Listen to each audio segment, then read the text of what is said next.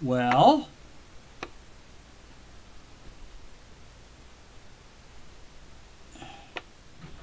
there we go, guys.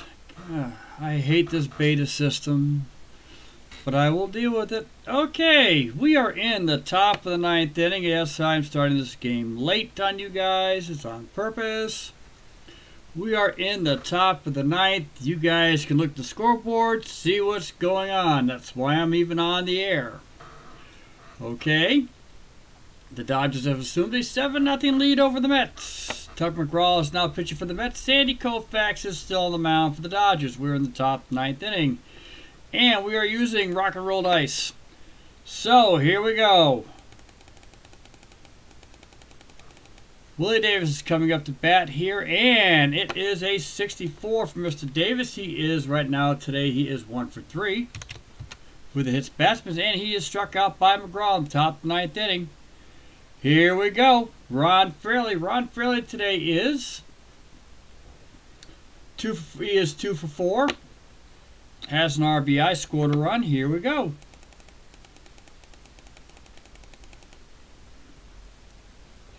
That is a 63 for Mr. Fairley. And he has flown out. Tucker McGraw, of course, goes to the C rate, but that's not a problem in this case. This is due to another problem we got going on here. If you guys look at the scorecard in the upper left-hand corner.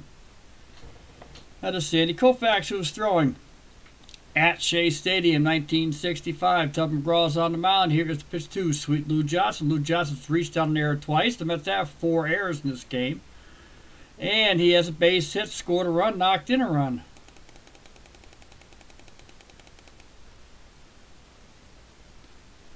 And it is a 15. And he is singles, and he gets to steal second base on his way on the next pitch as he makes it across towards the line. We're just sort of rushing this tonight because I get ready for bed. I got to go back to work, unfortunately. So I'm sorry to be in a hurry, guys. I apologize. And here we go. Next batter up is Jim Lefevre. Lou Johnson does reach second base on the stolen base. He is strike on Jim Lefevre. He is, so far, if they did get a chance, he is also 2 for 4 today. He has double, base hit, 2 RBIs. Here's a pitch. It is a 46. And Lefevre struck out here in the top 9th. We're going to go into the bottom of the 9th inning. Sandy Koufax is on the mound.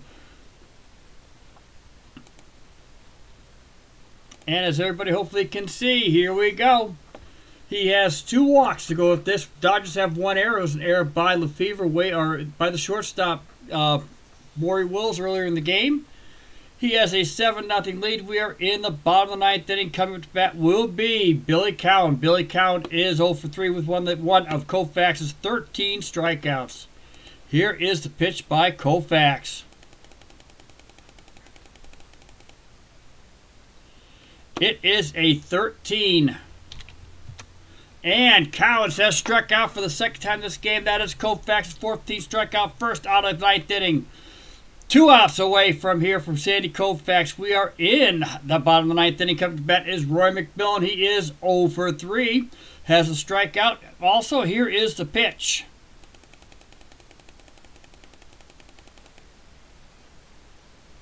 It is a 25. And Roy McMillan hits out towards the shortstop. Willis snares that ball. Fires towards first. Makes the play. Ron Fairley makes the grab, and there is 2 down here in the bottom 9th of. Even the Mets fans are standing up for this one. The old Brooklyn bump, who are all Brooklyn fans, when Koufax first pitched in baseball. He was with the Brooklyn Dodgers, who eventually moved to L.A. We're in the bottom of the 9th inning. Here we go. 2 down.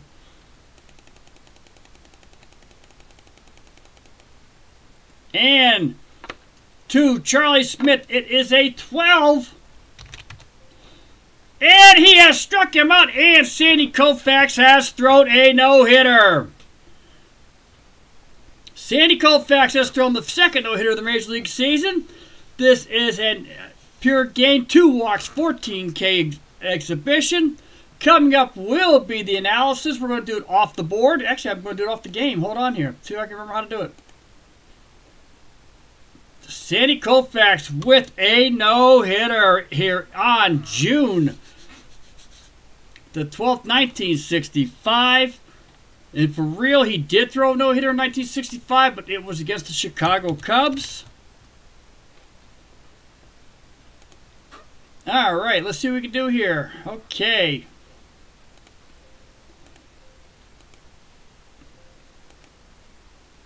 And a second no-hitter of the season. Let's bring up the final box score here for the game.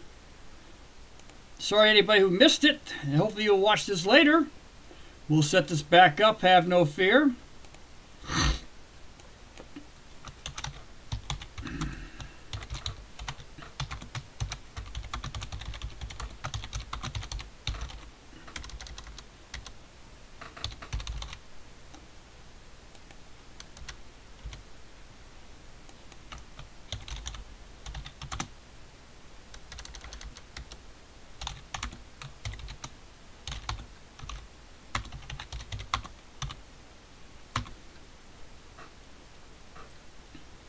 And here we go, guys.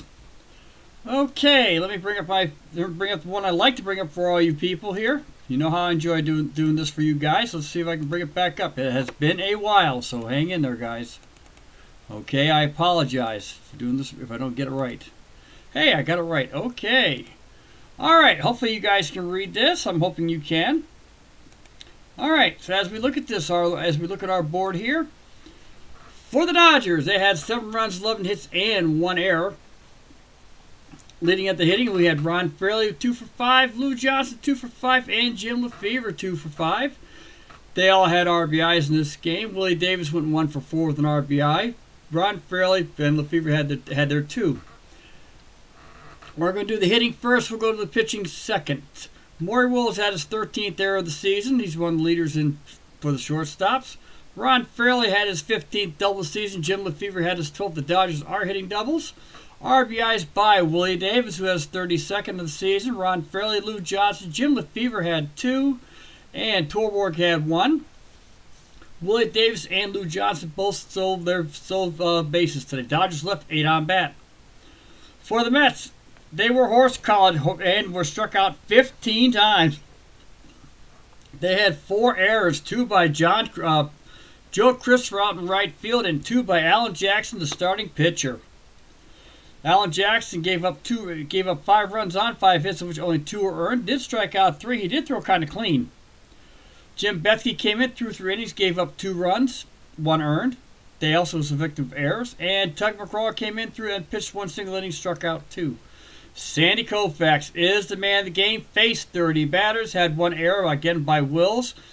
2 walks, and he struck out 15 in the course of this game. The Mets did leave, obviously, they left 3 runners on.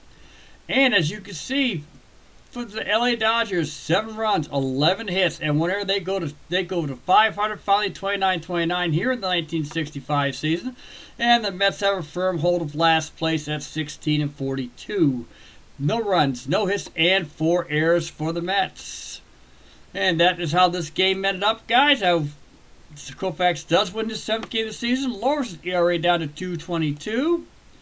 And for anybody who catches this later on, I want to thank everybody, and I will be coming back on the air eventually. Take care and have a great day.